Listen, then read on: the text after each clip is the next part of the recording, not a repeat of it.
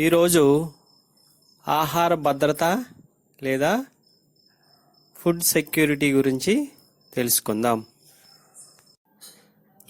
ఆహారం మానవుడు ప్రాథమిక అవసరం. మనిషి ఆరోగ్యంగా జీవించాలంటే పోషక విలువలు గల ఆహారం తినాలి. అయితే అది వీలు కావడం లేదు. అనేక దేశాలలో ప్రజల అవసరాలకు తగినంత పరిమాణంలో ఆహార ధాన్యాల ఉత్పత్తి జరగడం లేదు. ఒకవేళ ఉత్పత్తి సరిపోనా ధరలు అధికంగా ఉండి పేద ప్రజానికానికి కుటుంబ అవసరానికి చాలినంత పరిమాణంలో ఆహార ధాన్యాలు కొనుగోలు చేయలేకపోతున్నారు.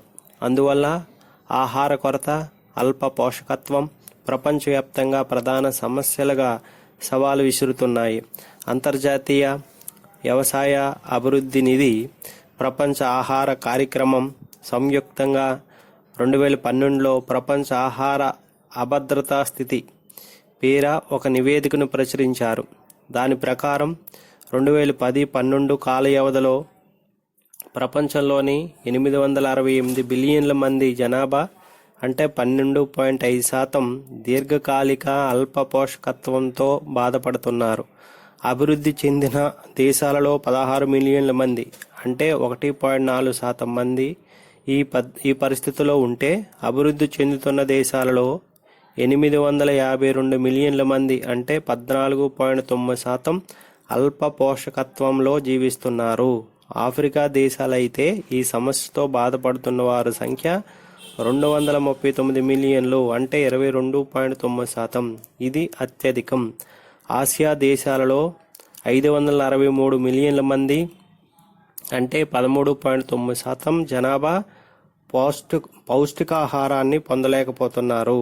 భారతదేశంలో పోషకాహారం లభించిన జనాభా 1992లో 214.8 మిలియన్లు అంటే 25%, 1995-97లో 201.8 మిలియన్లు అంటే 21%, 2001-03లో 212 మిలియన్లు అంటే 20% మంది పోషకాహారం లభించడం లేదు.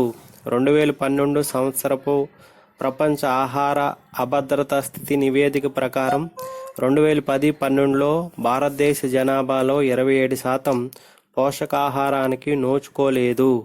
5 సంవత్సరాల వయసు నిండిన పిల్లల్లో 43% మంది తక్కువ బరువు కలిగి ఉన్నారు.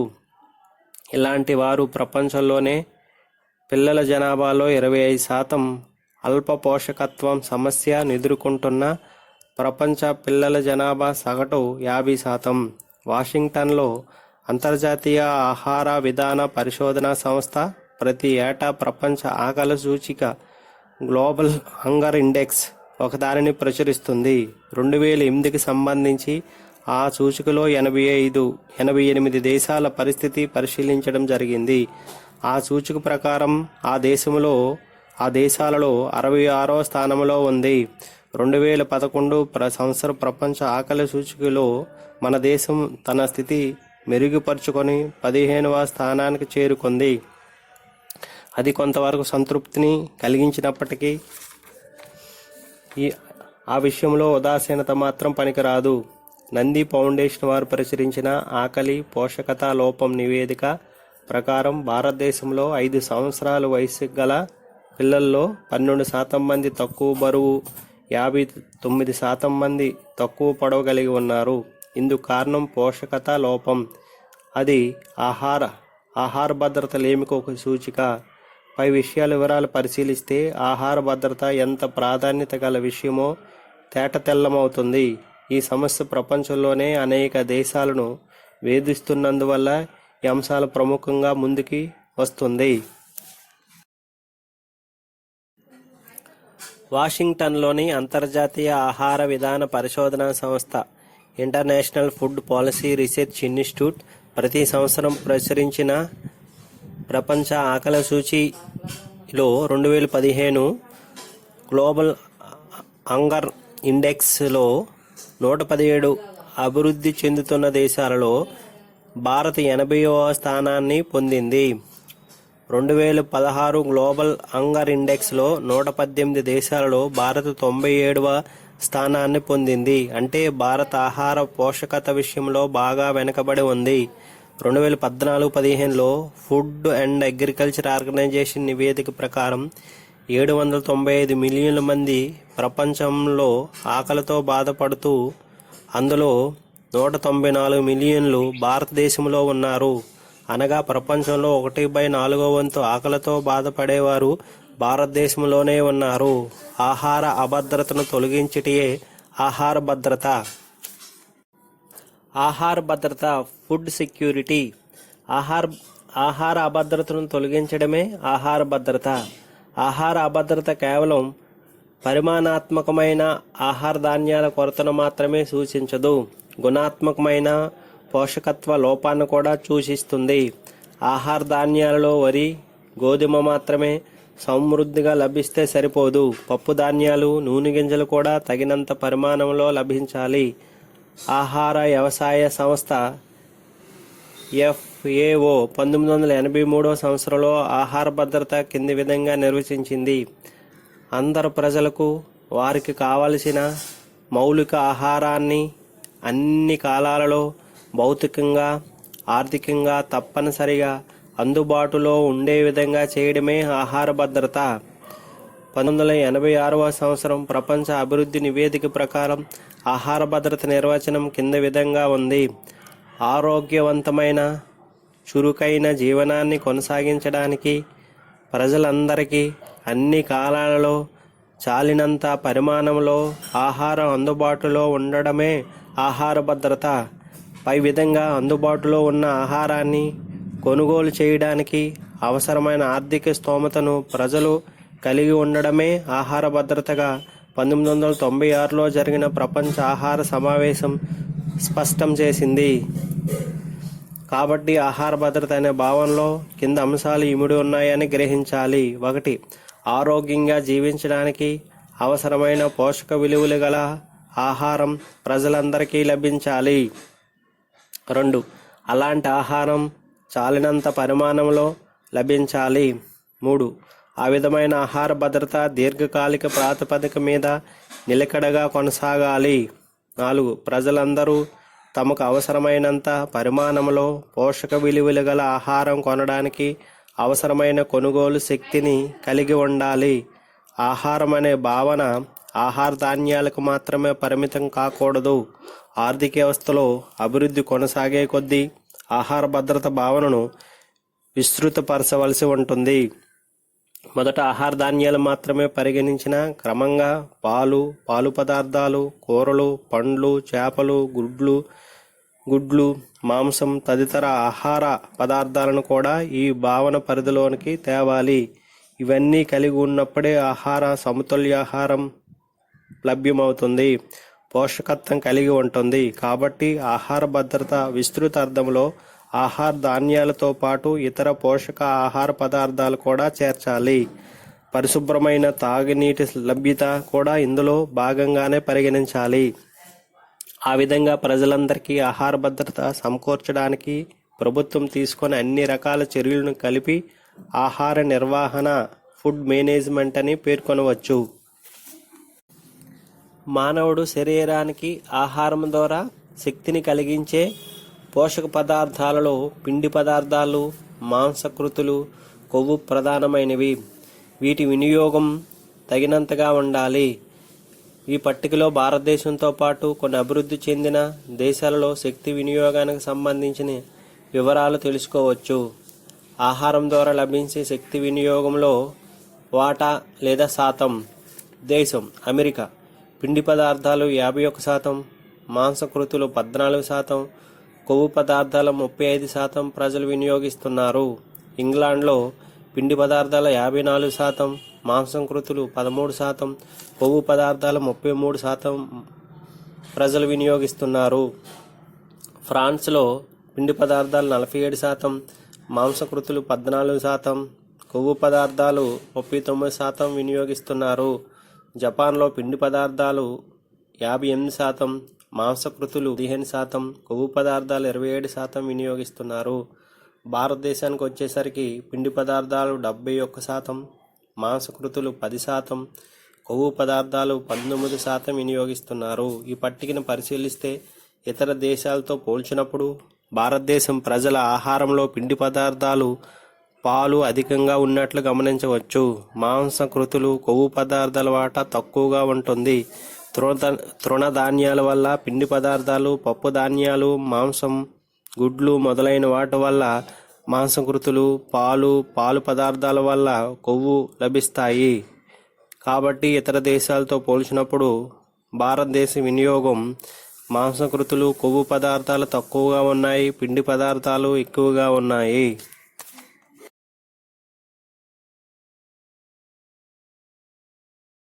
భారతదేశంలో తృణధాన్యాలు, పప్పు ధాన్యాలు తలసరి లభ్యత తెలియజేస్తుంది కింద పట్టిక. 1950-51లో తృణధాన్యాల తలసరి లభ్యత 334.2 గ్రాములు, పప్పు ధాన్యాలు 60.7 గ్రాములు, మొత్తం 394.9 గ్రాములు. 2010-11కి 11 సంవత్సరంలో తృణధాన్యాలు తలసరి నికర లభ్యత 423.5 గ్రాములు, పప్పు ధాన్యాలు 39.4 గ్రాములు, మొత్తం 462.9 గ్రాములు. ఆహార వ్యవసాయ సంస్థ FAO ప్రకారం ఆహార ధాన్యాల దినసరి తలసరి వినియోగం 440 గ్రాములు ఉండాలి.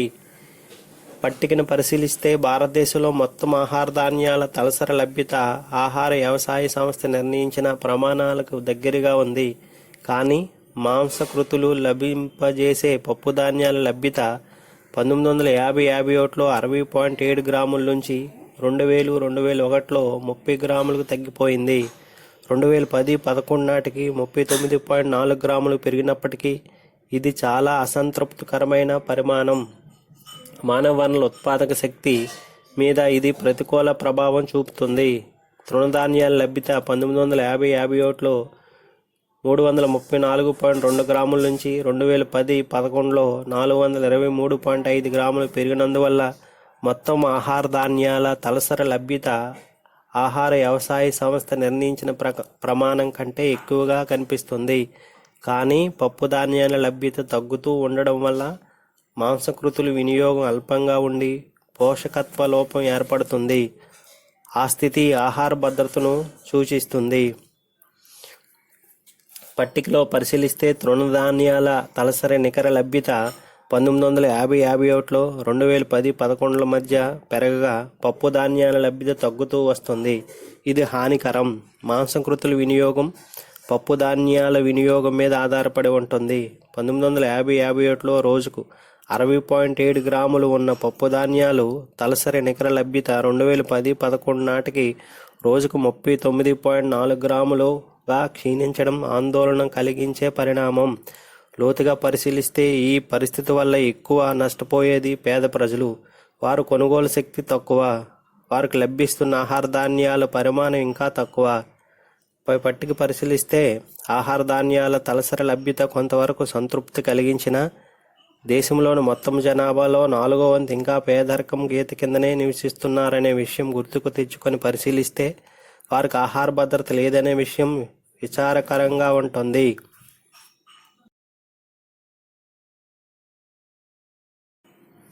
ప్రజలందరికీ ఆహార భద్రత కల్పించవలసిన ఆవశ్యకతను ప్రపంచంలోని అన్ని దేశాలు గుర్తించాయి. అన్ని దేశాలలో, ముఖ్యంగా అభివృద్ధి చెందుతున్న దేశాలలో ప్రజలందరికీ ఆహార భద్రత కల్పించవలసిన బాధ్యత ప్రభుత్వాలదే. అందువల్ల ఈనాడు అనేక దేశాలలో ప్రభుత్వాలు ఈ దిశగా అవసరమైన చర్యలు తీసుకుంటున్నాయి, ఆహార భద్రత కల్పించడానికి కృషి చేస్తున్నాయి. ఆహార భద్రత వ్యవస్థకు కింద అంశాలు కలిగి ఉంటుంది. 1. పెరిగిపోతున్న జనాభా అవసరాలకు చాలినంత పరిమాణంలో ఆహార ధాన్యాల ఉత్పత్తిని పెంచడం. 2. రైతులకు ప్రోత్సాహకరమైన కనీస మద్దతు ధరలు చెల్లించడం. 3. ఆహార ధాన్యాలను, ఇతర సంబంధిత ఉత్పత్తులను సేకరించి మిగిలిన నిల్వలను ఏర్పాటు చేయడం. 4. దేశంలోని అన్ని ప్రాంతాల ప్రజలకు అన్ని కాలాలలో చాలినంత పరిమాణంలో ఆహార ధాన్యాలు లభించే విధంగా ప్రజా పంపిణీ వ్యవస్థను నిర్వహించడం. 5. ప్రజా పంపిణీ వ్యవస్థ ద్వారా చౌక ధర డిపోలు నిర్వహించి ఆహార ధాన్యాలను, ఇతర పోషకాహార ఉత్పత్తులను తక్కువ ధరల వద్ద పేద ప్రజలకు విక్రయించే ఏర్పాటు చేయడం, ఇతర వర్గాల వారికి కూడా సరైన ధరల వద్ద ఆహార ధాన్యాలు లభించే విధంగా పంపిణీ నిర్వహించడం. 6. ప్రకృతి వైపరీత్యాల వల్ల కానీ మరి ఇతర తాత్కాలిక కారణాల వల్ల కానీ ఏర్పడే ఆహార కొరతను నివారించడానికి ఆహార ధాన్యాల మిగులు నిల్వలను ఉపయోగించడం, మార్కెట్లో నల్ల బజారులను, అధిక ధరలను నివారించడం. భారతదేశంలో ఆహార భద్రత, ఆహార సమస్య. భారతదేశంలో ఆహార భద్రతా వ్యవస్థ గురించి చర్చించే ముందు ఆహార సమస్య స్వభావం, పరిమాణం, కారణాలు, ప్రభుత్వ చర్యలు సమీక్షించవలసి ఉంది. స్వతంత్ర పూర్వం తర్వాత కూడా భారతదేశంలో ఆహార సమస్య ప్రధాన సమస్యగా ఉంది. కొన్ని దశాబ్దాల క్రితం ఆహార ఉత్పత్తులు జనాభా అవసరాలకు తగిన విధంగా పెరగక ఆహార ధాన్యాల కొరత ఏర్పడడం ఆహార సమస్య స్వభావం అయితే, ఈనాడు ఆహార ధాన్యాలు సమృద్ధిగా ఉన్నప్పటికీ జనాభాలో 4వ వంతు మందికి కొనుగోలు శక్తి లేకపోవడం వల్ల ఆహార సమస్యకు గురి కావడం ప్రధాన లక్షణం. 19వ శతాబ్దం తొలి దశలో భారతదేశం ఆహార ధాన్యాల విషయంలో స్వయం సమృద్ధి కలిగి ఉండేది. 1980 కరువు కాటకం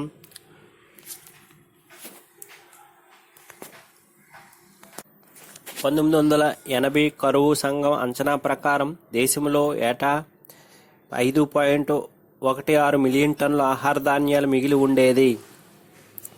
1896-97 నుంచి 1899-1900 మధ్యకాలంలో భారతదేశంలో 3.7 మిలియన్ టన్నుల ఆహార ధాన్యాలు ఎగుమతి చేసింది. 1921 తర్వాత దేశంలో ఆహార పరిస్థితి క్షీణించింది. జనాభా పెరుగుదల, వాణిజ్య పంటల వైపు రైతులు మొగ్గు చూపడం ఇందుకు కారణాలు. 1937లో భారతదేశం నుండి బర్మా విడిపోవడం, 1939-44 మధ్య కాలంలో రెండవ ప్రపంచ యుద్ధం జరగడం, 1947లో భారత్ పాకిస్తాన్లు విడిపోవడం మొదలైన కారణాల వల్ల భారతదేశంలో ఆహార ధాన్యాల ఉత్పత్తి తగ్గడం, ధరలు పెరగడం ఆహార సమస్యకు దారితీశాయి. 1943లో బెంగాల్లో ఏర్పడిన తీవ్రమైన కరువు వల్ల 3.5 మిలియన్ల మంది ఆకలితో చనిపోయారు. ప్రభుత్వం రేషనింగ్ విధానం, ధరల నియంత్రణ ద్వారా పరిస్థితిని అదుపు చేయడానికి ప్రయత్నించింది. స్వతంత్రం వచ్చిన తర్వాత మొదటి పంచవర్ష ప్రణాళిక కాలంలో ఆహార ధాన్యాల ఉత్పత్తి పెరిగి పరిస్థితి మెరుగైనప్పటికీ 2-3 ప్రణాళిక కాలంలో పరిస్థితి మళ్లీ విషమించింది. 1970లో నూతన వ్యవసాయ వ్యూహం హరిత విప్లవం ఏర్పడి ఆహార ధాన్యాల పెరుగుదల అధికమయ్యే వరకు ఆహార ధాన్యాల కొరత ప్రధాన సమస్యగా ఉంటూ వచ్చింది. తర్వాత కాలంలో ఆహార ధాన్యాల ఉత్పత్తి పెరిగిన ప్రజల కొనుగోలు శక్తి తక్కువ కావడంతో ఆహార సమస్య కొనసాగుతూనే ఉంది. ఆహార సమస్య స్వభావం. భారతదేశంలో ఆహార సమస్య స్వభావాన్ని 3 లక్షణాల ద్వారా వివరించవచ్చు. 1. పరిమాణాత్మక కొరత. ప్రజల ఆహార అవసరాలలో అతి ప్రధానమైనవి ఆహార ధాన్యాలు. పెరుగుతున్న జనాభా అవసరాలకి అనుగుణంగా ఆహార ధాన్యాల ఉత్పత్తి పెరగకపోవడం వల్ల పరిమాణాత్మక కొరత ఏర్పడుతుంది. 1921 నుంచి 1952 వరకు ఈ పరిస్థితి కొనసాగింది. మొదటి ప్రణాళిక కాలంలో ఆహార ధాన్యాల ఉత్పత్తి పెరిగింది, కానీ 2-3 ప్రణాళిక కాలంలో మళ్ళీ ఉత్పత్తి తగ్గి కొరత ఏర్పడింది.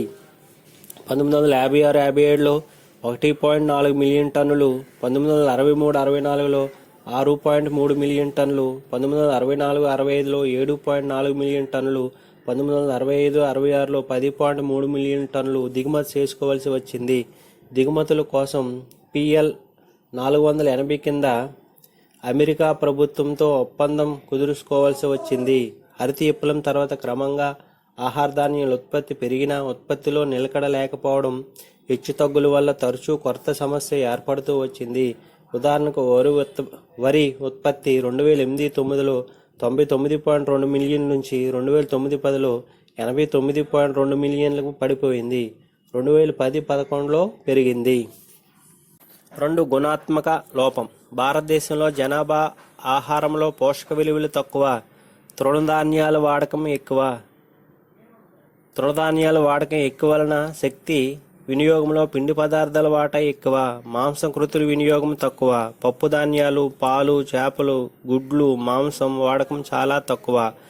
తృణధాన్యాలు తలసరి నికర లభ్యత 1950-51లో రోజుకి 399.7 గ్రాముల నుంచి 2010-11లో 423.5 గ్రాములకు పెరిగినా పప్పు ధాన్యాలు తలసరి నికర లభ్యత ఇదే కాలంలో రోజుకి 69.0 గ్రాముల నుంచి 39.4 గ్రాములకు క్షీణించింది. దీనివల్ల పోషక విలువల్లో సమతులనం లోపించింది. ఇది ఒక గుణాత్మక లోపం. అందువల్ల ఆరోగ్యమైన జీవనానికి అవసరమైన పోషక విలువలు లోపం ఎక్కువ. 3. అల్ప కొనుగోలు శక్తి. ప్రజల తలసరి ఆదాయం స్వల్పం, పేదరికం ఎక్కువ. ప్రణాళికా సంఘం లెక్కల ప్రకారం భారతదేశం మొత్తం జనాభాలో పేదరిక గీత కింద నివసించే వారి శాతం 1973-74లో 54.9%, 1987-88లో 38.9%, 1993-94లో 36%, 99-2000లో 26%, 2004లో 23.6%. ప్రపంచ జనాభాలో 22% భారతదేశంలో నివసిస్తుంది. దీనికి తోడు ఆహార ధాన్యాల ధరలు విపరీతంగా పెరుగుతున్నాయి. 1970-71 ధరల ప్రకారం ధరల సూచి 1970-71లో 100 పాయింట్ల నుంచి 1980-89లో 390 పాయింట్లు పెరిగింది. 1981-82 ధరల వద్ద 81-82లో 100 పాయింట్ల నుంచి 90-91లో 179 పాయింట్లు పెరిగింది. ఆహార ధాన్యాల ధరల పెరుగుదల రేటు 2006-2007లో 12.5%, 2009-10లో 13.2% పెరిగింది. ప్రాథమిక వస్తువుల వార్షిక ద్రవ్యోల్బణం రేటు 2002-2003లో 3.3% నుంచి 2009-10లో 22.1% పెరిగి 2010-11లో 9.9% తగ్గింది. ఆహార ధాన్యాల ఉత్పత్తి పెరిగినప్పటికీ పెరుగుతున్న ధరల వద్ద ఆహార ధాన్యాల కొనుగోలు శక్తి లేక అధిక శాతం జనాభా ఆహార భద్రత కోల్పోతున్నది. ఆహార సమస్య కారణాలు. ఆహార సమస్యకు ప్రధాన కారణాలు ఆహార ధాన్యాల డిమాండ్, ఆహార ధాన్యాల సప్లై మధ్య అసమతుల్యం. అధిక డిమాండ్కు అల్ప సప్లైకు కారణాలు కింది విధంగా పరిశీలించవచ్చు. 1. అధిక డిమాండ్ కారణాలు. ఆహార ధాన్యాల డిమాండ్ పెరగడానికి కారణాలు కింది విధంగా ఉన్నాయి. 1. జనాభా పెరుగుదల. భారతదేశంలో జనాభా అతివేగంగా పెరగడం వల్ల ఆహార ధాన్యాల డిమాండ్ పెరుగుదలకు ప్రధాన కారణం. జనాభా కాంపౌండ్ వార్షిక వృద్ధి రేటు 1921-51 మధ్య 1.22% నుంచి 1951-81 మధ్య 2.15%, 1981-91 మధ్య 2.11%, 1991-2001 మధ్య 1.93% ఉంది. జనాభా 1921లో 251 మిలియన్లు నుంచి 1951లో 361 మిలియన్లకు పెరిగింది. 1981లో 683 మిలియన్లకు, 2001లో 1027 మిలియన్లకు, 2011లో 1218 మిలియన్లకు పెరిగింది. ఈ విధంగా జనాభా అధికంగా పెరగడం వల్ల ఆహార ధాన్యాలకు డిమాండ్ పెరిగింది. 2వ కారణం అధిక ఆదాయ డిమాండ్ వేకోచత్వం. స్వతంత్రం వచ్చిన తర్వాత ఆర్థికాభివృద్ధికి ప్రభుత్వం ప్రణాళికాబద్ధమైన కృషి చేస్తున్నది. ప్రభుత్వ రంగాలలో పెట్టుబడులు పెరిగి ఉద్యోగ అవకాశాలు విస్తరించి ప్రజల తలసరి ఆదాయం పెరిగాయి. 2004-05లో ధరల వద్ద 1950-51లో 7,114 ఉన్న తలసరి ఆదాయం 1980-81లో 10,712కు, 2000-2001లో 20,362 రూపాయలకు, 2011-12లో 38,037 రూపాయలకు, 1973-74లో పేదరికం 54.9% నుంచి 2004లో 23.6% తగ్గింది. పేదవారి ఆదాయం పెరిగితే ఆహారం మీద వారి వ్యయం పెరిగింది. ఆహార ధాన్యాలకు ఆదాయ డిమాండ్ వేకోచత్వం ఎక్కువగా ఉంటుంది. ఆ విధంగా తలసరి ఆదాయం పెరగటం, పేదరిక జనాభా శాతం తగ్గడం వల్ల ఆహార ధాన్యాల డిమాండ్ పెరిగింది. సప్లై కొరతకు కారణాలు. డిమాండ్లో పెరుగుదలకు సమానంగా ఆహార ధాన్యాల సప్లై పెరగలేదు. ఇందుకు కారణాలు కింది విధంగా ఉన్నాయి. 1. దేశ విభజన. స్వాతంత్రానికి పూర్వం, స్వతంత్రం వచ్చిన తర్వాత తొలి సంవత్సరాల్లో ఆహార ధాన్యాల కొరత ఆహార సమస్య కారణమైంది. 1937లో బర్మా విడిపోవడంతో దేశంలో లభించే బియ్యం సప్లై 13 లక్షల టన్నులు తగ్గిపోయింది. 1947లో భారత్ పాకిస్తాన్ విడిపోవడం వల్ల మిగులు ప్రాంతాలైన పశ్చిమ బెంగాల్, సింధ్, తూర్పు బెంగాల్ను భారతదేశం కోల్పోయింది. దేశ విభజన వల్ల జనాభాలో 82% భారతదేశంలో ఉండిపోతే 77% ప్రాంతం మాత్రం దేశానికి మిగిలింది. గోధుమ ఉత్పత్తిలో 65%, వరి ఉత్పత్తిలో 68% మాత్రమే మిగిలింది. బర్మా విడిపోవడం వల్ల బియ్యం దిగుమతి చేసుకోవాల్సి వస్తే పాకిస్తాన్ విడిపోవడం వల్ల గోధుమలు కూడా దిగుమతి చేసుకోవాల్సి వచ్చింది. 2. ఉత్పత్తి పెరుగుదలలో మందకొడితనం, అనిశ్చితత్వం. ఆహార ధాన్యాల ఉత్పత్తిలో పెరుగుదల చాలా మందకొడిగా సాగుతూ వచ్చింది. ఆహార ధాన్యాల ఉత్పత్తి సూచి 1960-61లో 86.1 నుంచి 1980-81లో 104.9, 1990-91లో 143.7, 1993-94లో 148.3 పాయింట్లు పెరిగింది. 2007-2008 ఆధార సంవత్సరం గల సూచి 2008-2009లో 106.5 పాయింట్లు పెరిగింది. 2009-10లో 100.6 పాయింట్లకు తగ్గింది.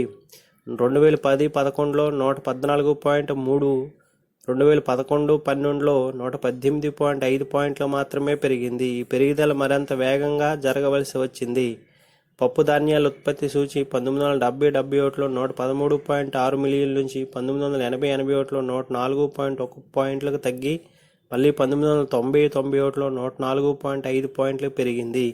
2007-2008 ఆధార సంవత్సరాన్ని గల పప్పు ధాన్యాల సూచి 2007-2008లో 102.4 నుంచి 2010-11లో 116.4 పాయింట్లు పెరిగి 2011-12లో 108.8 పాయింట్లు తగ్గింది. 2010-11లో 462.9 గ్రాములు పెరిగింది. అయితే పప్పు ధాన్యాల లభ్యత 1950-51లో 60.7 గ్రాముల నుంచి 2010-11లో 39.4 గ్రాములకు తగ్గింది. ఈ విధంగా హరిత విప్లవం తర్వాత కూడా ఉత్పత్తిలో తీవ్రమైన హెచ్చుతగ్గులు ఏర్పడుతున్నాయి. దీనివల్ల కొన్ని సంవత్సరాల్లో ఆహార ధాన్యాల సప్లై తగ్గింది. ఇది ఉత్పత్తి పెరుగుదలను అనిశ్చితత్వానికి దారితీసింది. 3. తలసరి లభ్యతలో హెచ్చుతగ్గులు. అదేవిధంగా ఆహార ధాన్యాల తలసరి దినసరి నికర లభ్యత కూడా 1960-61లో 468.7 గ్రాముల నుంచి 1970-71లో 468.8 గ్రాములకు మాత్రమే పెరిగింది. పైగా 1990-91లో 510.1 గ్రాముకు పెరిగి 2001కి 416.2 గ్రాములకు పడిపోయింది. 4. ఆహార ధాన్యాల అల్ప సప్లై హెచ్చుతగ్గులు. ఉత్పత్తి పెరుగుతున్నప్పటికీ మార్కెట్లో ఆహార ధాన్యాల సప్లై అల్ప స్థాయిలోనూ అనిశ్చితత్వంగానూ ఉండటం కొరతకు ఒక కారణం. అల్ప సప్లైకి కారణాలు: 1. ఎలుకలు, పందికొక్కులు, ఇతర క్రిమికీటకాల వల్ల పంట నష్టం కలిగి సప్లై తగ్గుతుంది. ఒక అంచనా ప్రకారం ఉత్పత్తిలో 15% వరకు ఈ రకంగా వృధా అవుతుంది. 2. ఉత్పత్తిలో హెచ్చుతగ్గులు, అనిశ్చితత్వం వల్ల రైతులు తమ సొంత వినియోగానికి అవసరమైన దానికంటే ఎక్కువ పరిమాణాల ధాన్యాన్ని నిల్వ చేసుకోవడం, సేద్యం అవసరాల కోసం విత్తనాలను నిల్వ పెంచడం వల్ల విక్రయం కాగల మిగులు తగ్గుతుంది. ఇది పట్టణ ప్రాంతాల్లో జనాభాకు ఆహార ధాన్యాల సప్లై తగ్గుదలకు కారణమవుతుంది. 3. వ్యాపారస్తులు అధిక లాభాల కోసం ధాన్యం దాచివేయడం, చీకటి బజార్లు వ్యాపారులు నిర్వహించడం వల్ల మార్కెట్లో ఆహార ధాన్యాల సప్లై తగ్గుతుంది. ఈ విధంగా కొన్ని సందర్భాల్లో కృత్రిమ కొరత ఏర్పడుతుంది. పై కారణాలే కాకుండా ఆహార సమస్య కింద అదనపు కారణాలు కూడా పరిగణించవచ్చు. అవి పేదరికం, నిరుద్యోగత వల్ల ఆదాయం లేకపోవడం లేదా అల్పస్థాయిలో ఉండడం, అల్ప కొనుగోలు శక్తి కారణం అవుతుంది. కొనుగోలు శక్తి లేక అనేక మంది అవసరానికి తగినంత పరిమాణంలో ఆహార ధాన్యాలు కొనలేకపోతున్నారు. ప్రణాళికా సంఘం అంచనా ప్రకారం 2009-10 సంవత్సరంలో పేదరిక నిష్పత్తి 29.8%, గ్రామ జనాభా పేదరిక నిష్పత్తి 33.8%, పట్టణ ప్రాంత నిష్పత్తి 20.9%. పని చేయగల సామర్థ్యం లేని వృద్ధులు, వికలాంగులు, అనాథ పిల్లలు, వితంతువులు మొదలైన వారు తగినంత ఆదాయం లేక ఆహార అవసరాలు తీర్చుకోలేకపోతున్నారు.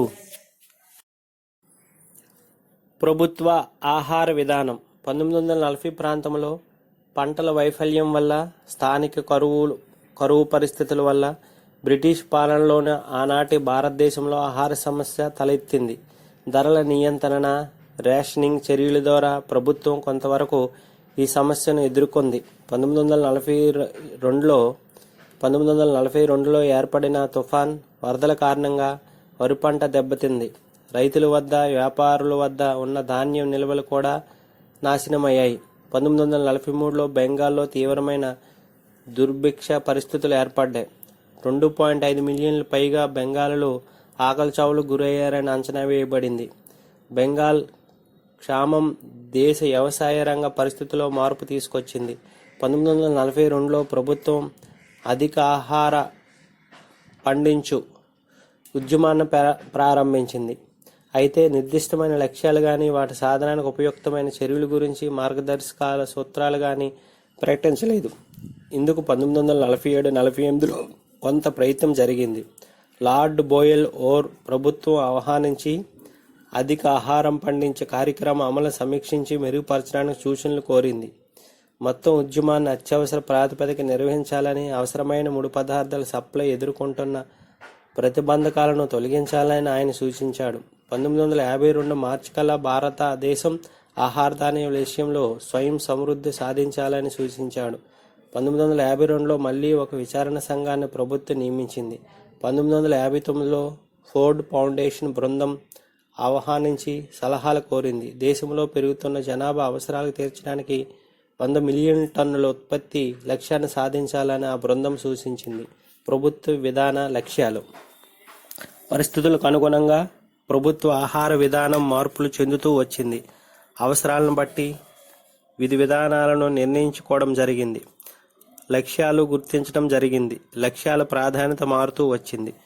ప్రభుత్వ ఆహార విధాన ప్రధాన లక్ష్యాల కింద విధంగా ఉన్నాయి. 1. కేంద్రీకృతమైన విస్తృతమైన కరువును, బహిరంగ పోషకత్వ లోపాన్ని నివారించడం. 2. మార్కెట్ పరిస్థితుల వక్రీకరణ వల్ల ధరలోన అస్థిరత్వం ఏర్పడకుండా ధరలను స్థిరీకరించడం. ధరలు ఎక్కువగా తగ్గినప్పుడు ధర మద్దతును అందించడం. ధర విపరీతంగా పెరుగుతున్నప్పుడు పరిపాలనా సంబంధిత చర్యల ద్వారా ధరను అదుపులో ఉంచడం. 3. రైతులకు గిట్టుబాటు ధరలు ప్రకటించడం. ఆధునిక ఉత్పాదకాల వినియోగాన్ని, సాంకేతిక పద్ధతుల అమలును ప్రోత్సహించడం. 4. మార్కెట్ ధరల కంటే తక్కువ ధరల వద్ద ప్రజా పంపిణీ వ్యవస్థ కోసం ధాన్యాన్ని సేకరించడం. 5. ధరలు అధికంగా పెరుగుతున్నప్పుడు పేద వర్గాల వారికి తక్కువ ధరల వద్ద ఆహార ధాన్యాలు సప్లై చేయడం. 6. ధరలను అదుపులో ఉంచడానికి వీలుగా మార్కెట్లో ప్రభుత్వ ఆధిపత్యం సాధించినందుకు వీలుగా ధాన్యం వ్యాపారాన్ని సామాజికీకరణ చేయడం. 7. మిగులు నిల్వలను ఏర్పాటు చేయడం. 4. మధ్యాహ్న భోజన పథకం.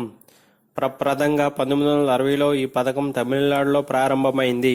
పిల్లలలో ఆకలి నివారించడం, సార్వత్రిక ప్రాథమిక విద్యను ప్రోత్సహించడం లక్ష్యంగా ఈ పథకం ఆరంభించబడింది. క్రమేణా అన్ని రాష్ట్ర ప్రభుత్వాలు దీనిని అమలుపరిచాయి.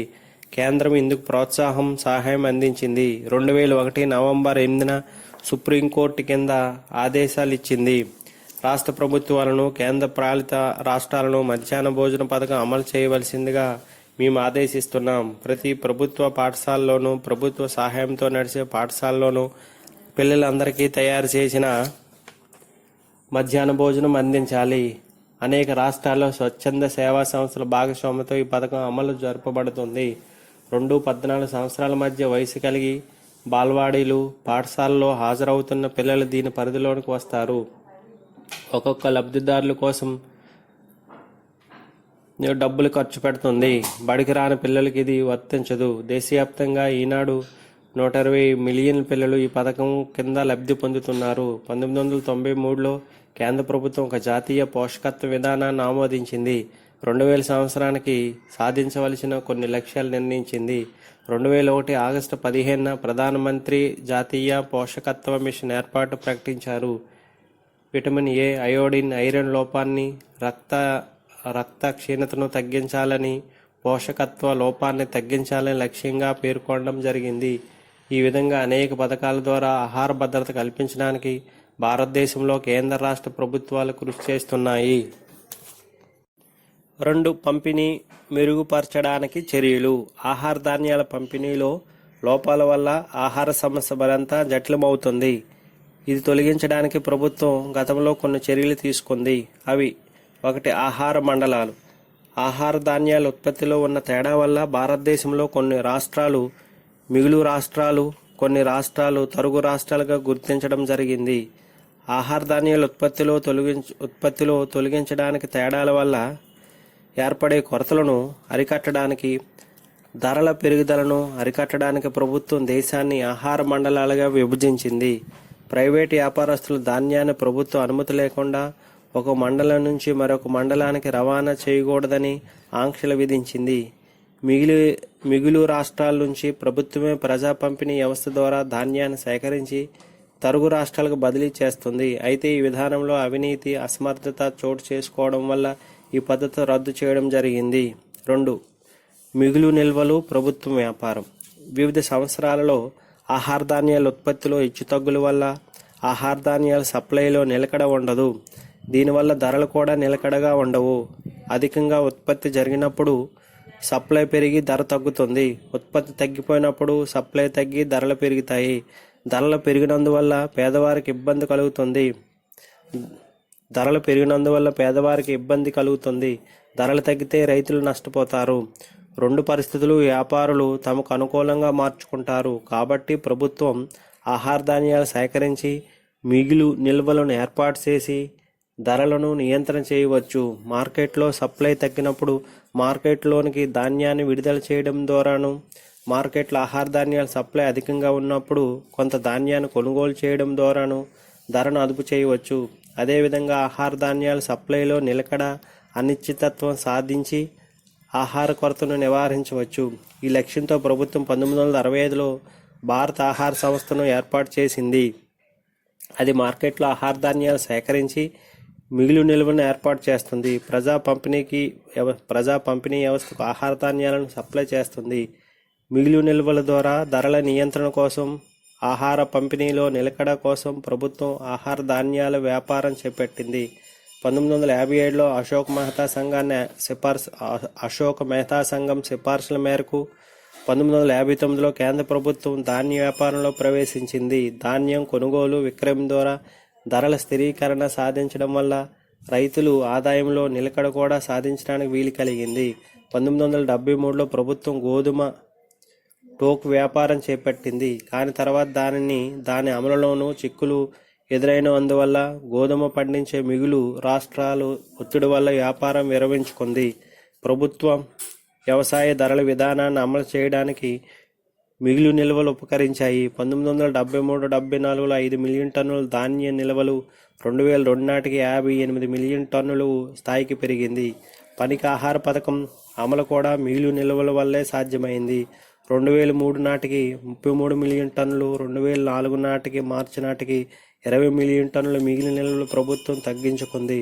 2011-12 సంవత్సరంలో మిగిలిన నిల్వలు 82.3 మిలియన్ టన్నులు. ప్రభుత్వ ఏజెన్సీలు ఆధ్వర్యంలో గిడ్డంగుల నిల్వ సామర్థ్యం 2012 డిసెంబర్ నాటికి 34.14 మిలియన్ టన్నులు.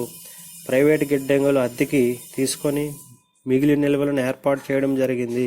భారతదేశంలో అవసరమైన నిల్వల కనీస పరిమాణం 16 లేదా 17 మిలియన్ టన్నులుగా నిర్ణయించడమైంది.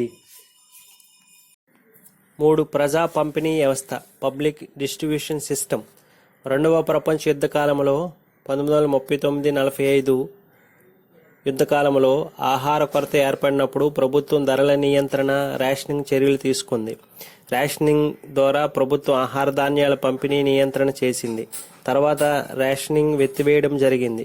రేషనింగ్ 2 రకాలు: చట్టబద్ధమైన రేషనింగ్, 2 అనియత రేషనింగ్. చట్టబద్ధమైన రేషనింగ్ అమలు జరిపే ప్రాంతాల్లో చట్టబద్ధంగా బహిరంగ మార్కెట్లను నిషేధించబడుతుంది. రేషనింగ్ వర్తించే వస్తువులను వినియోగదారులకు పంపిణీ చేసే బాధ్యత పూర్తిగా ప్రభుత్వమే తీసుకుంటుంది.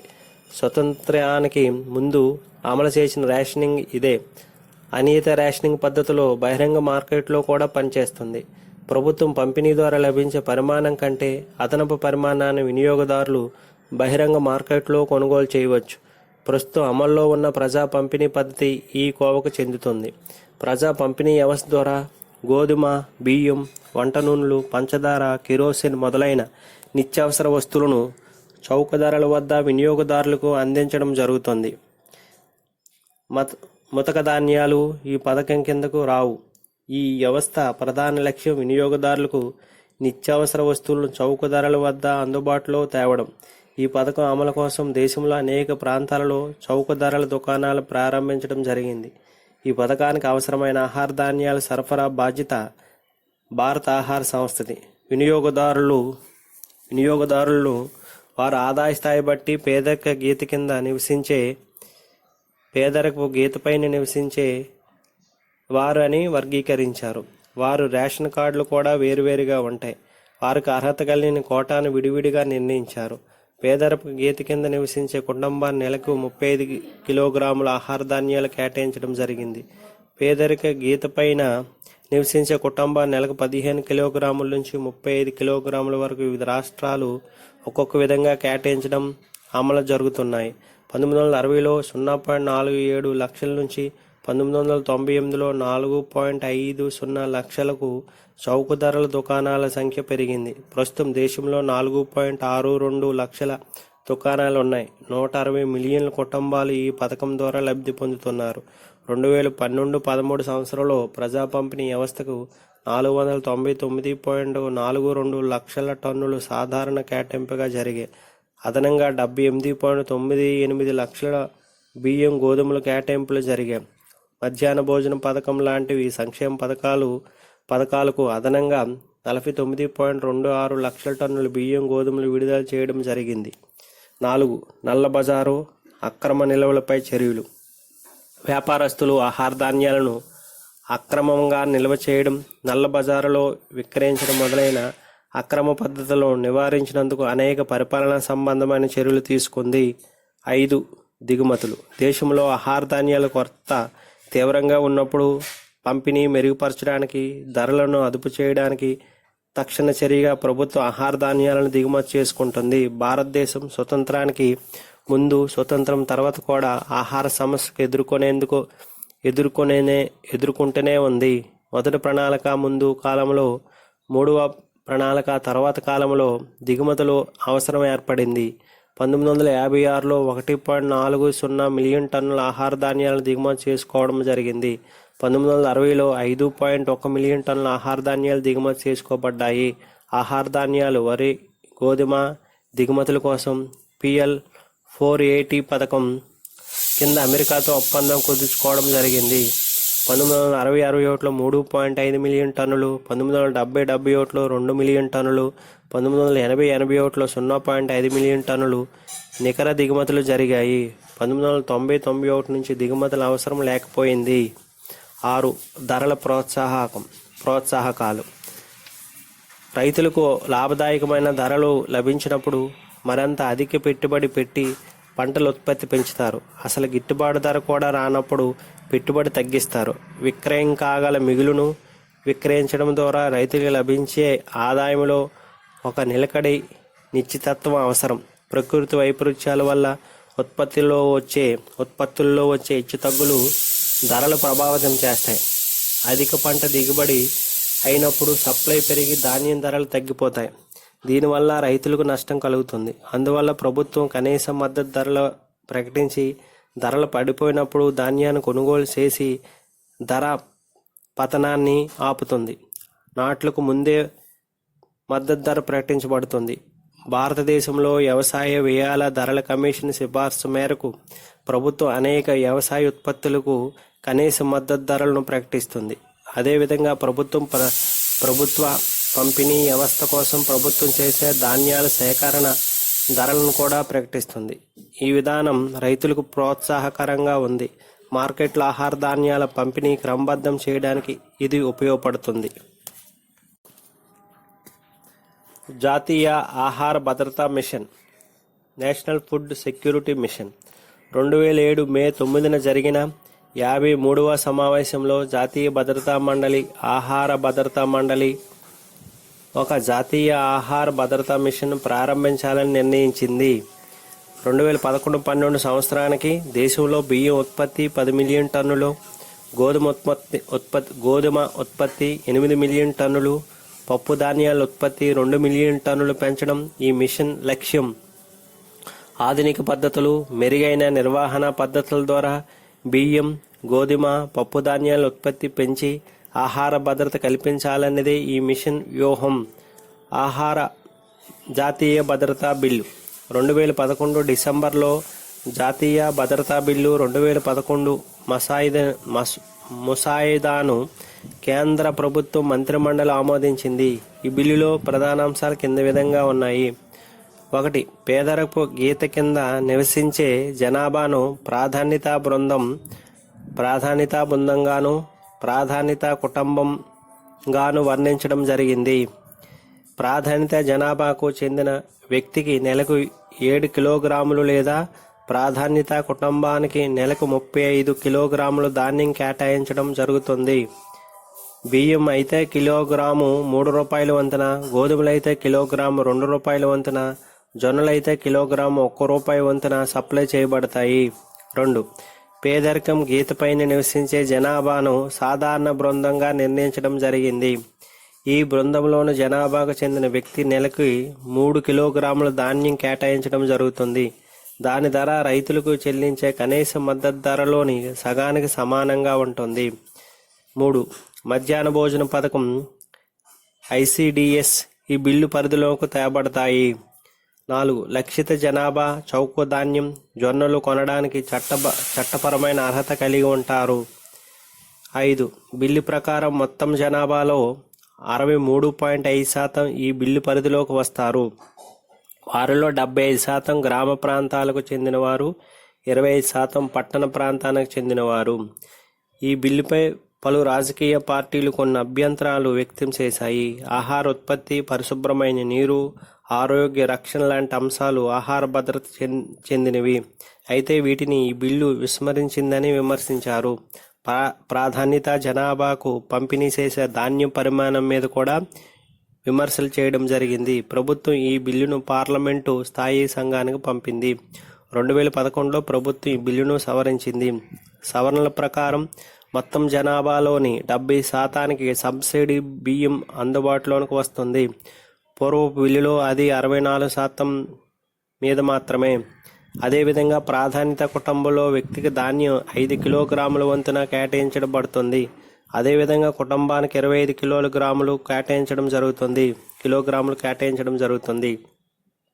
పాత బిల్లు ప్రకారం ఈ పథకం కింద సంవత్సరానికి 1.90 లక్షల కోట్ల వ్యయం అవుతుందని అంచనా. కానీ సవరించిన బిల్లు ప్రకారం 1200 కోట్లు ఖర్చు అవుతుంది. 250 వెనుకబడిన జిల్లాల్లో 90% జనాభా సవరించిన బిల్లు ప్రకారం సబ్సిడీ ధాన్యం పొందడానికి అర్హులవుతారు. 62 మిలియన్ టన్నుల ఆహార ధాన్యాలు అవసరమవుతాయి. ప్రస్తుతం లక్షిత ప్రజా పంపిణీ పథకం కింద 65 మిలియన్ టన్నుల ఆహార ధాన్యాల పంపిణీ అవుతున్నాయి. సవరించిన బిల్లు 2013 బడ్జెట్ సమావేశంలో పార్లమెంటు ప్రవేశపెట్టడం జరిగింది. జాతీయ ఆహార భద్రతా బిల్లు 2013 నుంచి 2013 ఆగస్టు 13న లోక్సభ ఆమోదించింది. సెప్టెంబర్ 3న రాజ్యసభ ఆమోదించింది. సెప్టెంబర్ 12న రాష్ట్రపతి సంతకం చేయడంతో ఈ బిల్లు చట్టంగా మారింది. ముఖ్య అంశాలు. ఆహార భద్రతా చట్టం 2013లో ముఖ్య అంశాలు ఈ కింద విధంగా ఉన్నాయి. గ్రామ ప్రజల్లో 75%, పట్టణ ప్రాంతంలో 50% ఈ చట్టం వల్ల 3 సంవత్సరాల వరకు ప్రయోజనం పొందుతారు. వారికి అర్హత కలిగిన ప్రతి వ్యక్తికి నెలకు 5 కేజీల వరకు ఆహార ధాన్యం కింద ఈ విధంగా సబ్సిడీ ధరకు లక్షిత ప్రభుత్వ పంపిణీ వ్యవస్థ ద్వారా రాష్ట్ర ప్రభుత్వం సరఫరా చేస్తుంది. 1. బియ్యం కేజీ 3 రూపాయలు, గోధుమ కేజీ 2 రూపాయలు, ఉతక ధాన్యాల కేజీ 1 రూపాయి. అంత్యోదయ పథకం కింద ప్రతి కుటుంబానికి నెలకి 35 కిలోగ్రాముల ధాన్యం సరఫరా చేయబడుతుంది. గర్భిణీ స్త్రీలు, బాలింత స్త్రీలు 600 క్యాలరీల పోషక విలువలు గల ఆహార ధాన్యం ఇవ్వబడుతుంది. గర్భిణీ కాలంలో, ప్రసవ తరుణంలో సమయంలో 6 నెలల వరకు 6,000 ప్రయోజనం సమకూరుతుంది. 6 నెలల మించి 14 సంవత్సరాల లోపు పిల్లలకు ఉచితంగా వేడి భోజనం లభిస్తుంది. పోషకత్వం, న్యూట్రిషన్. ఆహార భద్రతలో ఒక ముఖ్యమైన అంశం పోషక విలువలు కలిగిన ఆహారం అందుబాటులోనికి తేవడం. భారతదేశంలో అల్ప పోషకత్వం ఒక ప్రధాన సమస్య. పిల్లలలో ఇది మరీ ఎక్కువగా ఉంది. ముఖ్యంగా గర్భిణీ స్త్రీలు, పాలిచ్చే తల్లులు, పసిపిల్లలు ఈ సమస్యతో ఎక్కువగా బాధపడుతున్నారు. విటమిన్ ఏ కొరత, రక్తహీనత, ఉప్పులో అయోడిన్ లేనందువల్ల కలిగే లోపాలు ముఖ్య సమస్యలుగా ఉంటున్నాయి. పప్పు ధాన్యాలు, పాలు, పండ్లు, కూరగాయలు, గుడ్లు, చేపలు, మాంసం ఇవన్నీ కలిసిన ఆహారం తీసుకోవడం అవసరం. సంతులిత ఆహారం లేనిదే పోషకత్వం పెరగదు. కేంద్ర ప్రభుత్వం దీర్ఘకాలిక శక్తి లోపాన్ని నివారించడానికి, పోషక లోపాన్ని సవరించడానికి కొన్ని పథకాలు ప్రవేశపెట్టింది. అనేక రాష్ట్రాలు ఇవి అమలు జరుగుతున్నాయి. 1. అప్లైడ్ న్యూట్రిషన్ పథకం ANP. 1963లో దీన్ని ప్రవేశపెట్టారు. కూరగాయలు, ఆకుకూరలు, పండ్ల ఉత్పత్తులు పెరిగే విధంగా, గర్భిణీ స్త్రీలు, పాలిచ్చే తల్లులు, పిల్లల్లో వీటి వినియోగం పెరిగే విధంగా ప్రోత్సహించడం ఈ పథకం లక్ష్యం. 2. ప్రత్యేక పోషకత్వ కార్యక్రమం SNP. 1970లో దీన్ని ప్రవేశపెట్టారు. గర్భిణీ స్త్రీలకు, పాలిచ్చే తల్లులకు 500 కిలోల క్యాలరీలు, 25 గ్రాముల మాంసకృతులు, పిల్లలకు 300 కిలోగ్రాములు, 10 గ్రాముల మాంసకృతులు వారంలో 6 రోజులు లభించేలా చేయడం ఈ కార్యక్రమం లక్ష్యం. 3. సమీకృత పిల్లల అభివృద్ధి సేవల పథకం ICDS. 1975లో ఇది ప్రారంభమైంది. గర్భిణీ స్త్రీలు, పాలిచ్చే తల్లులు, పిల్లలకు పోషకత్వం కొరత నివారించడానికి అదనంగా ఆహారం సమకూర్చడం ఈ పథకం యొక్క లక్ష్యం. 1996లో 4200 బ్లాక్లోని 5.92 లక్షల అంగన్వాడీ కేంద్రాలు ఈ పథకం పరిధిలోకి వచ్చాయి. 3.7 మిలియన్లు తల్లులు, 18.5 మిలియన్లు పిల్లలు ప్రయోజనం పొందుతున్నారు. లక్ష్యాలు: 1. 6 సంవత్సరాలలోపు వయసు గల పిల్లలు ఆరోగ్యం, పోషకత స్థాయి పెంచడం. 2. పిల్లల సరైన మానసిక, శారీరక, సాంఘిక అభివృద్ధి పునాది వేయడం. 3. పిల్లల్లో మోర్టాలిటీ, పోషకత్వ లోపం, పాఠశాల నుండి విరమణ తగ్గించడం, స్కూల్ డ్రాపౌట్ను తగ్గించడం. 4. దేశవ్యాప్తంగా పిల్లల అభివృద్ధి కోసం పలు రకాల ప్రభుత్వ పథకాలను అమలు చేస్తున్న వివిధ ప్రభుత్వ శాఖలు విధాన రూపకల్పన, అమలుకు సంబంధించిన కార్యకలాపాలు సంవిధానపరచడం. 5. దేశంలోని తల్లులు, పిల్లల పోషక పదార్థాలు మెరుగుపడే విధంగా వారికి ఆరోగ్యం, పోషకత్వాలకు సంబంధించిన సమాచారం, విద్య అందించడం. పై లక్ష్యాల సాధనకు కింద సేవలు అందించబడుతున్నాయి. 1. వ్యాధి నిరోధక టీకాలు. 2. అనుబంధ పోషకత్వం. 3. ఆరోగ్య స్థితి చెకప్. 4. రెఫరల్ సేవలు. 5. పూర్వ పాఠశాల అనియత విద్య. 6. పోషకత్వం ఆహార సమాచారం అమలు.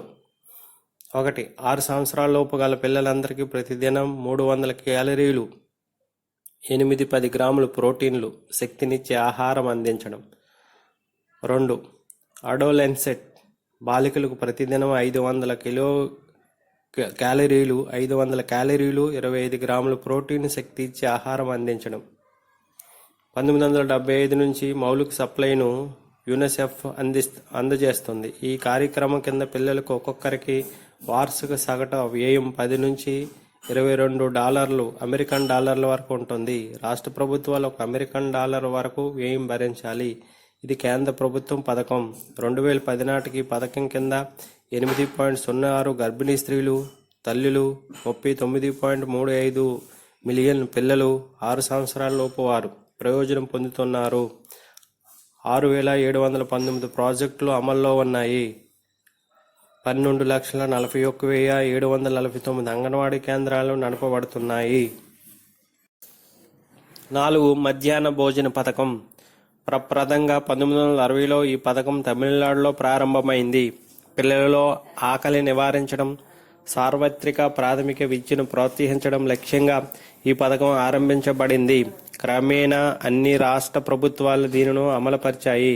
కేంద్రం ఇందుకు సహాయం అందించింది. 2001 నవంబర్ 8న సుప్రీంకోర్టు కింద ఆదేశాలు ఇచ్చింది.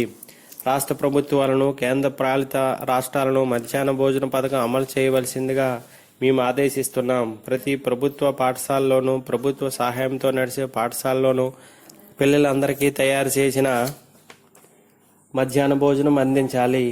అనేక రాష్ట్రాల్లో స్వచ్ఛంద సేవా సంస్థల భాగస్వామ్యంతో ఈ పథకం అమలు జరపబడుతుంది.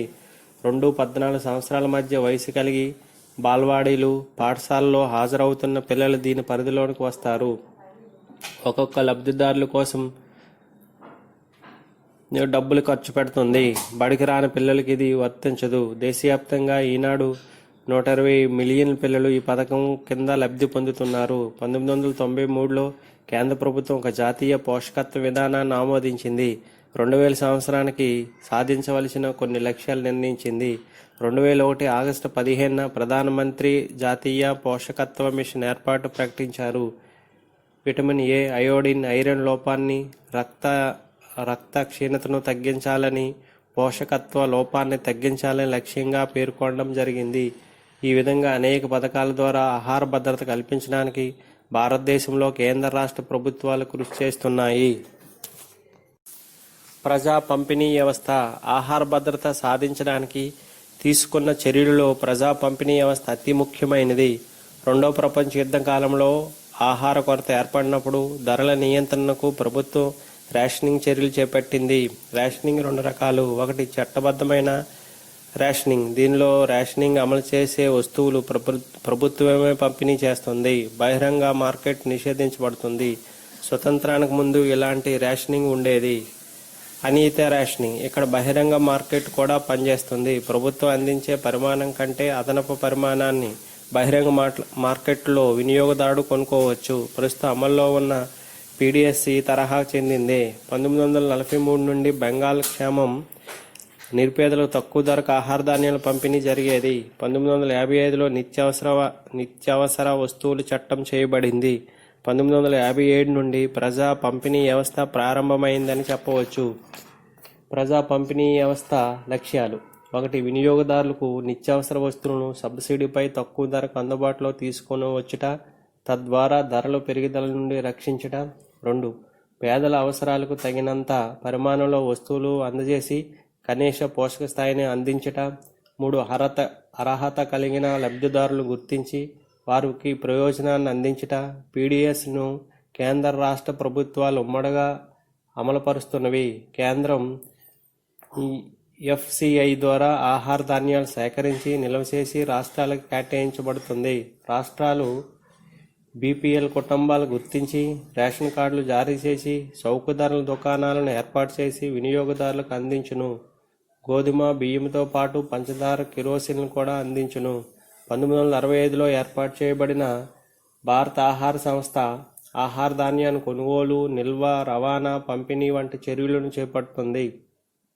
దీనివలన రైతులకు సముచితమైన ధరలు లభించును. మరోవైపు వినియోగదారులకు తక్కువ ధరకు లభించును. భారత ఆహార సంస్థ ప్రభుత్వం తరపున బఫర్ నిల్వలు నిర్వహిస్తుంది. భారత ఆహార సంస్థ సాధించిన ఆశయాలలో: 1. ఆహార ధాన్యాల సేకరణ పెరుగుతూ వచ్చింది. 2. దిగుమతులపై ఆధారపడుట తగ్గింది. 3. భారత ఆహార సంస్థ ధరల పడిపోవడాన్ని నియంత్రించగలిగింది. 4. పీడిఎస్ ప్రజా పంపిణీ వ్యవస్థ ద్వారా అందుబాటు ధరల్లో ఆహార ధాన్యాలు అందించి ద్రవ్యోల్బణ ఒత్తిళ్లను తగ్గించింది. మరోవైపు అల్పాదాయ వర్గాల వారికి ఆహార అవసరాలను తీర్చగలిగింది. శాస్త్రీయ నిల్వ సామర్థ్యాన్ని పెంచి వృధాను తగ్గించింది. ప్రజా పంపిణీ వ్యవస్థలో లోపాలు: పేదలకు సరిపడినంత ఆహార ధాన్యాలను అందించలేకపోవట. కేరళ, ఆంధ్రప్రదేశ్ను మినహాయించి పేదరికం పోషకత్వ స్థాయిపై చెప్పుకోదగిన ప్రభావం చూపలేదు.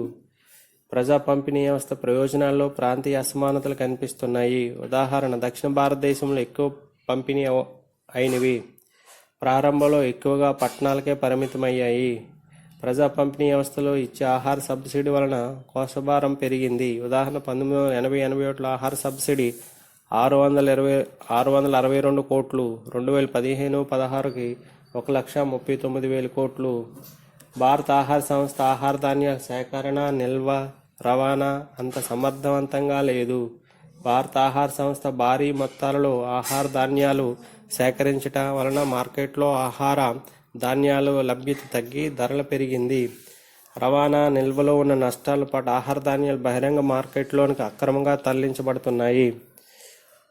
పునర్నిర్మిత ప్రజా పంపిణీ వ్యవస్థ రివెంప్డ్ పీడీఎస్ 1992 జనవరిలో ప్రక్షాళన చేసిన ప్రజా పంపిణీ వ్యవస్థను ప్రవేశపెట్టారు. కరువు ప్రాంతాలు, ఎడారి ప్రాంతాలు, సమగ్ర గిరిజన అభివృద్ధి పథకం కిందకు వచ్చే బ్లాకులు పీడీఎస్ను విస్తరించిరి.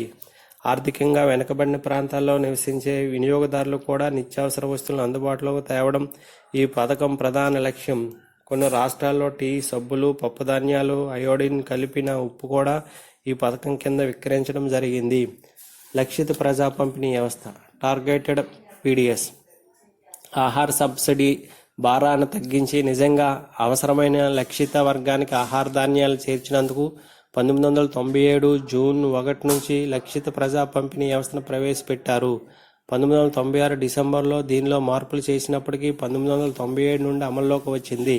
దీని ప్రధాన ఉద్దేశం బీపీఎల్ వర్గానికి అధిక సబ్సిడీ ధరలకు ఆహార ధాన్యాలు అందించట, ఏపీఎల్ వర్గం వారికి అధిక ధరలకు అందించట. అనగా పీడీఎస్ యొక్క సార్వత్రిక లక్ష్యాన్ని కొనసాగిస్తేనే బీపీఎల్ వర్గం వారిపై ప్రత్యేకమైన దృష్టి సాధించట. లక్షిత వర్గం ప్రణాళికా సంఘం నిర్వచనం ప్రకారం జనాభాను బీపీఎల్, ఏపీఎల్గా విభజిస్తారు. ప్రారంభంలో 10 కేజీల ఆహార ధాన్యాలను ఒక్కొక్క కుటుంబానికి అందించారు. తర్వాత 25 కేజీలకు పెంచారు. 2002 నుంచి 35 కేజీలకు పెంచారు. 2 ద్వంద్వ ధరలు బీపీఎల్ వర్గం వారికి కేంద్రం జారీ చేసిన ధర కంటే తక్కువ ధరకు, ఏపీఎల్ వర్గం వారికి కేంద్రం జారీ ధర కంటే అధిక ధరకు అందిస్తారు. 2000 సంవత్సరంలో అంత్యోదయ అన్న యోజన ప్రవేశపెట్టిన తర్వాత వారికి మరింత తక్కువ ధరకు అందిస్తున్నారు. భారత ఆహార సంస్థ రాష్ట్రానికి ఆహార ధాన్యాలు అందించడానికి అయ్యే ఆర్థిక వ్యయంలో 50% బీపీఎల్ వర్గం వారికి, 100 వ్యయానికి ఏపీఎల్ వర్గం వారికి అందిస్తారు. అయితే ఏపీఎల్ వర్గం వారు వీటిని కొనుగోలు చేయడం మానవేయడంతో తర్వాత వాటి ధరలు కూడా తగ్గించారు. 2002 నుంచి కేంద్రం జారీ ధర మార్చలేదు. ఏపీఎల్ కుటుంబాల గోధుమను కేజీ 6.10కు, బియ్యాన్ని 8.30కు అందిస్తున్నారు. బీపీఎల్ కుటుంబానికి గోధుమలు 4.15, బియ్యం 5.65కు అందిస్తున్నారు. అంత్యోదయ అన్న యోజన కుటుంబాల గోధుమలు ₹2, బియ్యం ₹3కు అందిస్తున్నారు. కేంద్ర రాష్ట్రాల నియంత్రణ బీపీఎల్ జనాభాను ప్రస్తుతం కేంద్రం నిర్ణయిస్తుంది. గతంలో రాష్ట్రానికి పూర్తి స్వేచ్ఛ ఉండేది. ఇప్పుడు కేంద్రం కూడా నియంత్రణ కలిగి ఉంది. గతంలో రాష్ట్రాలు వినియోగము, రాష్ట్రాల నుండి వచ్చే డిమాండ్ ఆధారంగా కేంద్రం అదనపు కేటాయింపులు చేసేది. 2014-15లో 50 మిలియన్ టన్నుల ఆహార ధాన్యాలు టీపీడీఎస్కు కింద కేటాయించారు. ఆహార కూపన్లు లబ్ధిదారులకు ఇచ్చిన ఆహార కూపన్లు బట్టి వారు కోటా ప్రకారం నిత్యావసర వస్తువులు తీసుకుంటారు. 1998-99లో ఆంధ్రప్రదేశ్ బియ్యం కిరోసిన్ పంపిణీ కూపన్ల పద్ధతిని ప్రవేశపెట్టింది. సబ్సిడీ పీడీఎస్ కింద నిత్యావసర వస్తువులను తక్కువ ధరకు విక్రయించడానికి కేంద్ర ప్రభుత్వం సబ్సిడీ చెల్లిస్తుంది. 1980-81లో కేంద్రం అందించిన ఆహార సబ్సిడీ 650 కోట్లు. 2010-11 నాటికి 62,930 కోట్లు పెరిగి 2016-17 నాటికి 1,34,000 కోట్లకు చేరింది. వివిధ వస్తువుల వాటా పీడీఎస్లో వివిధ వస్తువుల పంపిణీ వాటాను పరిశీలిస్తే పంచదార, బియ్యం, కిరోసిన్, గోధుమలు మొదటి 4 స్థానాల్లో ఉన్నవి. సేకరణ పంజాబ్, హర్యానా, ఉత్తరప్రదేశ్, మధ్యప్రదేశ్, ఆంధ్రప్రదేశ్, ఛత్తీస్గఢ్ నుంచి ధాన్యం సేకరణ ఎక్కువగా జరగగా గోధుమల విషయంలో పంజాబ్, హర్యానా నుండి ఎక్కువగా సేకరణ జరుగుతుంది. టీపీడీఎస్లో ఏపీలో బీపీఎల్ కుటుంబం వారికి 5.25, కుటుంబంలో ఒక్కొక్కరికి 4 కేజీల చొప్పున 20 కేజీల వరకు, ఏపీఎల్ వారికి ₹9 చొప్పున కుటుంబానికి 10 కేజీలు అందించారు. 2008 ఏప్రిల్ 9న ఏపీలో గవర్నమెంట్ కిలో ₹2 బియ్యం పథకం ప్రారంభించింది. రాష్ట్రంలో 1983లో ఎన్టీఆర్ చే ఇది ప్రారంభం జరిగింది. దీనివల్ల బీపీఎల్ వారికి కిలో బియ్యం 5.25 నుండి ₹2కి తగ్గింది.